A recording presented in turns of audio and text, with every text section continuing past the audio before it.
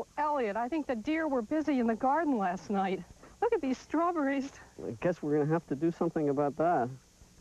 We love wildlife. We love having them around. But there are parts of our world we wish they wouldn't invade. And I don't know a single gardener that doesn't have some problem with some furry, four-legged creature. I'm Barbara Damrosch. And I'm Elliot Coleman. And if you'll stick with us for the next half hour, we'll show you some ways to keep your four-legged friends out of the garden. On Gardening Naturally.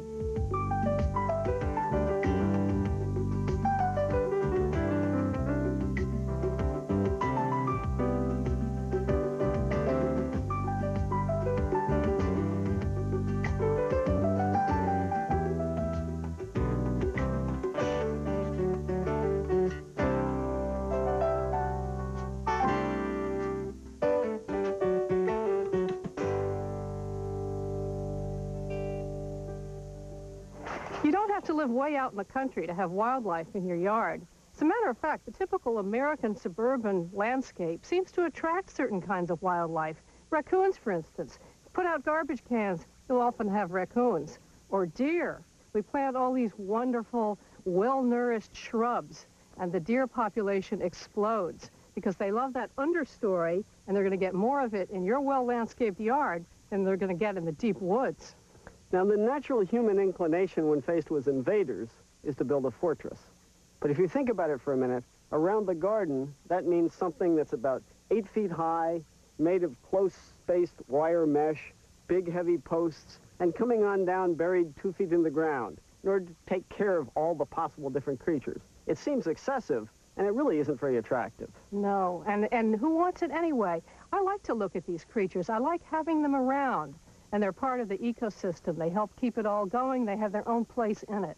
It's just that I'd like to keep them out of certain areas of my garden. Now, we're not talking about dangerous invaders. We're talking about small animals, like Barbara mentioned, raccoons. There's also woodchucks and skunks. Porcupines. There's deer. We just want to prevent them from eating what's in the garden. And for the vegetable garden, Barbara and I prefer a simpler, far less expensive, and far less intrusive system. Now, this is an electric fence, and it starts with wires down low here. There's one at 6 inches, and there's one at 12 inches to deal with the small crawling animals. If one of them were shorter than that, I can move the 6-inch wire down a bit. I can adjust those wherever I want. For my purposes, those work well. These wires have an electric charge, and when the animal touches them, it's like getting a bee sting. And there are not many of us that go back and try and raid the beehive too often after getting stung a couple of times. Now, the top wire is the deer wire, and it's only at 3 feet. And any intelligent deer would walk up to this and say, wow, I can crawl under that, I can jump over that. Who do these guys think they're fooling? Well, this is wider because deer see in black and white, and this is a black and white tape so they can see it. And so it catches their attention, and they're going to come up and investigate it. Now, we want to make sure they investigate it thoroughly, so we've smeared a little peanut butter on it in different places around the fence. And what that does is that not only attracts their eyes, it attracts their nose. And they'll come up and put their soft, warm, moist nose up there to sniff that peanut butter. And as any of us realize, a bee sting on the end of the nose is something you won't quickly forget. 3 parts to an electric fence that makes it work beside the wires. There's the charger. This is a little box that converts the electricity into a quick zap that's going through the fence. There's the battery to give it its electricity. This could be on your home system, something plugged into your main line. And there's the ground down here because you need to complete the circuit between the fence, the ground, and the animal and the ground. And so the first step is to put in a good ground. This is a rod hammered in here about 8 feet to make sure the fence is well connected to the earth, clipped to one of the clips of the charger. The second clip of the charger carries the power from the charger to the fence itself, and the third wire from the charger goes to the battery or the power source, easily colored so you know to put the negative on the negative and the positive on the positive. Now this fence is charged, and I don't really enjoy touching it. I've bumped into it occasionally, and it's as unpleasant for me as it is for the animals. I certainly wouldn't come back to this garden if I ran into that. So to make sure it's working, I use a fence tester. And I'll just put one end of it into the ground and touch the other end, up here, the live end, to the fence. And this will tell me just how well the fence is working by the number of little lights that light up. If I'm getting lights all the way up to the top, I have a good circuit, and this fence is guaranteed to protect me against any little creatures that might want to sneak in and eat my garden produce.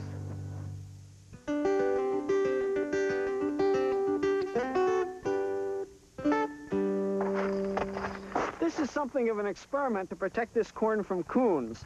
Normally, this fine black plastic mesh is used to protect berry crops from bird depredations. The feeling is that it's somewhat like a spider web and it scares them. Well, I was desperate one weekend to protect the corn from coons because we were leaving, didn't have up the electric fence, so I just wrapped this around the corn patch, and it's now 10 days later, and it's worked very successfully. It's a good example of how a gardener's instant ingenuity is often one of the best solutions to problems.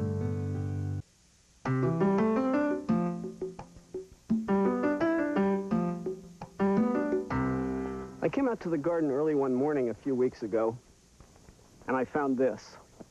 An animal had come during the night and eaten off the tops of these young strawberries.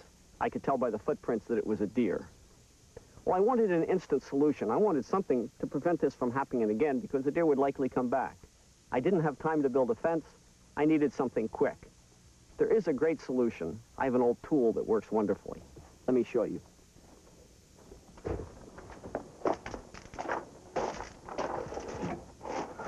I found this old garden duster at a farm auction.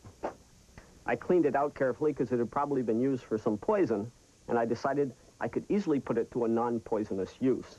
Now, you can find dusters, maybe not this design. I've seen some that are long tubes. I've seen others that are small boxes with a turn handle, easily at a hardware store or a garden center. The secret is to fill them with something that will keep the deer from eating your vegetables. And farmers have known for years that one of the best products is dried blood. I suspect it offends the vegetarian sensibilities of the deer. Now, you just open the top of the duster. They all have some sort of opening like that, and put in the dried blood. But remember, a little bit like the old saying, you want to keep your powder dry, so store this somewhere it won't get wet, because you want it to be able to dust easily out the mouth of the implement. And now you have a tool filled with probably the best deer repellent available.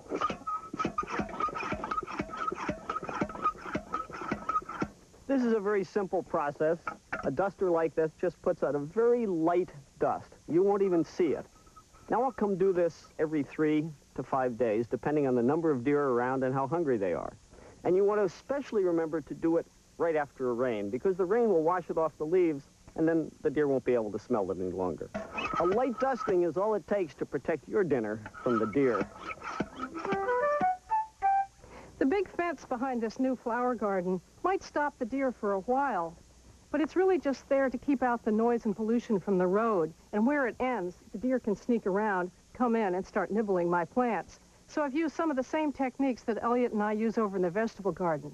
Now, I ruled out that nice little electric fence. Even though it's pretty minimal, it's not quite pretty enough for this garden. But I do think the duster works well. So I'll come out and spray the perimeter of my garden sometime at night to keep them from coming in. Now, the smell of blood is not going to make the deer turn tail and run. You'd have to bring in something like lion dung from the zoo to really scare a deer. But the deer are vegetarians, so if the actual plant they're about to eat smells of blood, they'll say, that's an animal, not a plant. They'll leave it alone. So what I'll do is target the things like these phlox and those asters, which they've been after, that I know are going to be their favorite foods. Hosta, that's another deer hors d'oeuvre. Now, in the shrub category, some of the deer favorites include yews and arborvitaes, and my favorite little mountain laurels here. So I always give them a squirt. Now, the only trouble with blood, as Elliot explained to you, was that after a rain, you have to do it all over again. And sometimes I'm just not that organized.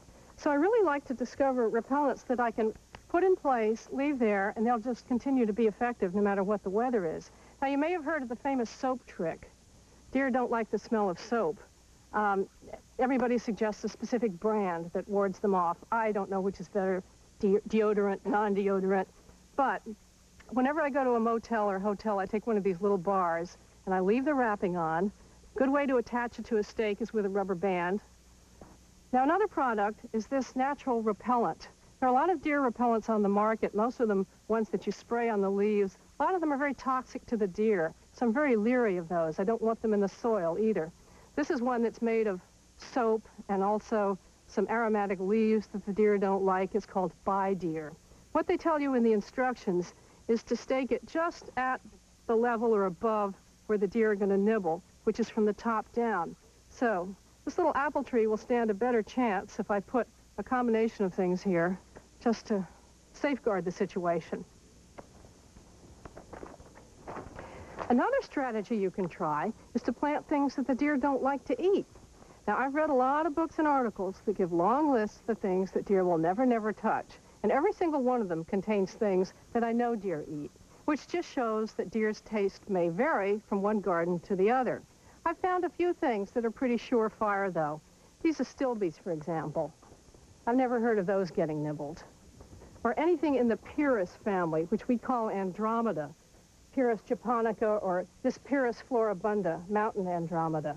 I think that would be a pretty safe bet.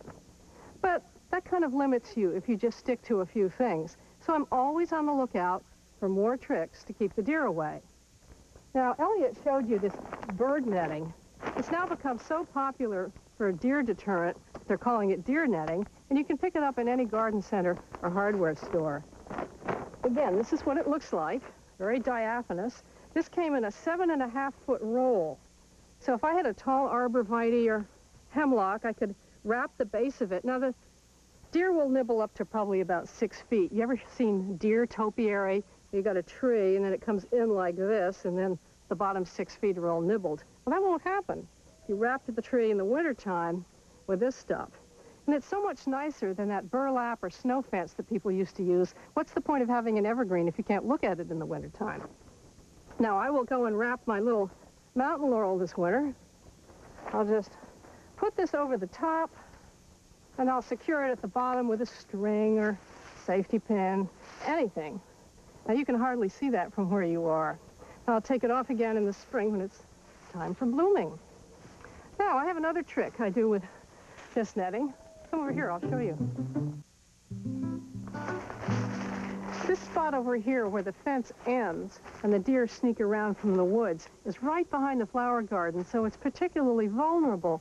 We're going to try stretching the netting from the end of the fence from tree to tree and on all the way over to the house to join a trellis and an arch. So this whole part of the yard can be protected. All set to go. Okay. I'll unroll it. Let's see, that's the top edge. Oh, when this catches in your buttons, you realize why it makes the animals nervous. Okay, I can reach that. Okay. What I've done is just put cup hooks on these trees because it doesn't take much to hold this light material up, and that makes it a very simple and removable system if we ever need to remove it.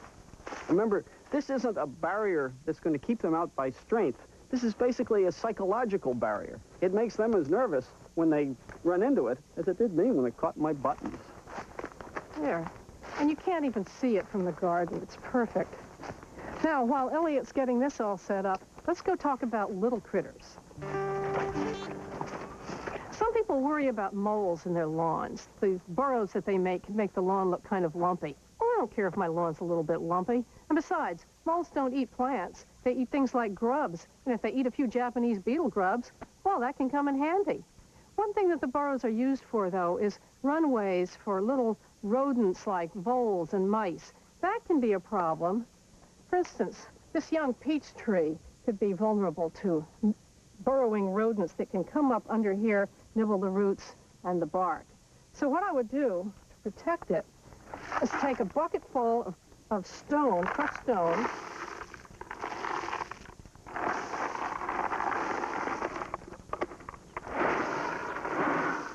like that. This is particularly useful to do if you're surrounding this with a mulch. Like little burrowing rodents love mulch. So just about 2 feet around the tree. They're not going to come and burrow into that. Now that'll protect against mice and voles, but it's not going to protect against rabbits because they're going to come along the surface. One baby bunny can girdle this tree and kill it. So, for the rabbits, I'm going to take a piece of ordinary screen like this and make a little cylinder. Just these paper clips with one end undone are handy to help me hold this together. Just poking it in as if you were sewing with a needle. And then push the stone around to anchor it, and there, that'll protect it against rabbits. Now, every part of the country has its own little four-footed pest. In Texas, it's armadillos. In California, it's gophers. Californians sometimes have to line their whole garden with a basket of wire mesh to keep them from burrowing in, or plant gopher spurge, a type of euphorbia that's toxic to them. I don't know what to do about armadillos. If you live there or anywhere that has a particular local pest, ask other gardeners what they've had experience with, safe methods that will deter the animal without causing it any harm. We have a problem here with skunks in the springtime. All that newly planted, newly tilled up soft earth is just an open invitation for them to come and hunt for earthworms in it, and they can damage little plants that way. We used to trap them with these humane traps and release them somewhere else. But where is somewhere else? Somebody else's yard, somebody else's woods. It just removes the problem. And we don't want to remove the wildlife from our area. We want to learn how to deal with it. So what we do is just put down some of that plastic netting I was showing you, or a floating row cover, just at night when the skunks are out hunting, and just during those few weeks when they're active. Then from then on, it's no problem at all. This isn't my wedding train. This is what Barbara and I call the Woodchuck Special. It's a little electrified fence designed specifically to keep small critters out of the garden. And the posts are built in, so it's really easy to put it up and move it whenever you want to. Just poke a post into the ground, stretch the fence back until you come to the next post, set that into the ground, and you can circle any small area. The verticals on this, the yellow ones, keep it stiff and upright. The horizontals are electrified to provide great protection against any small animal. Now, I know there are people who may not want to go to the trouble of an electric fence, so let me give you a little hint if you're using wire fences. There's a tendency to want to bury them down into the ground a couple of feet in order to prevent digging animals. But just because animals dig, you don't have to dig. There's a much easier way to keep them from tunneling under your fence. Say this were a wire fence. If I took another piece of wire like this and just laid it down horizontally, attaching it at the bottom, cover it with a few inches of soil, the digging animals come up to your fence and then start digging. But with this underneath, they can't dig through it. And so you could cover it with fertile soil, plant flowers, or even lawn in there, and you would have just as good protection without all the work.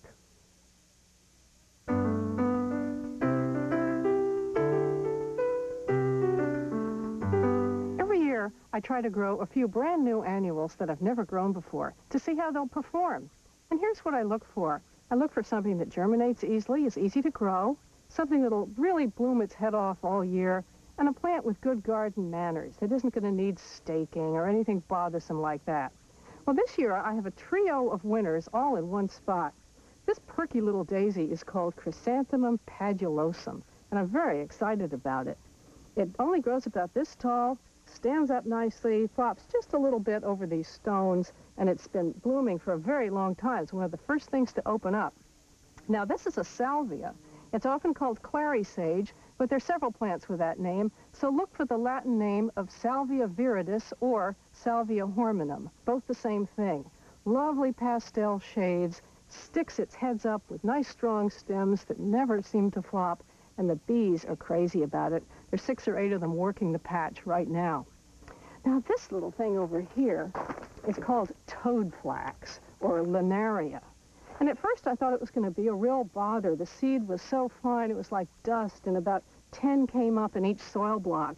And I thinned them with little tiny scissors, and it was a nuisance, so I gave up on half of them.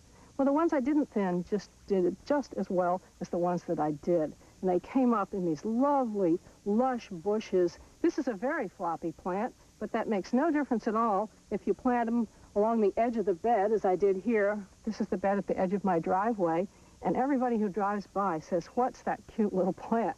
So here it is, and I think next year I'll grow a lot more of all of these. For us, part of the fun of having a garden is sitting here in the middle of it and watching the butterflies, the dragonflies, the hummingbirds, the occasional red fox that appears at the edge of the woods. We like to coexist with wildlife, but we like to use as gentle techniques as we can to keep them out of the areas where we don't want them. We hope some of those ideas will be useful to you. In another show, we're going to teach you some ways to attract some of the wildlife that you'd like to have in your garden. But for now, goodbye and good gardening.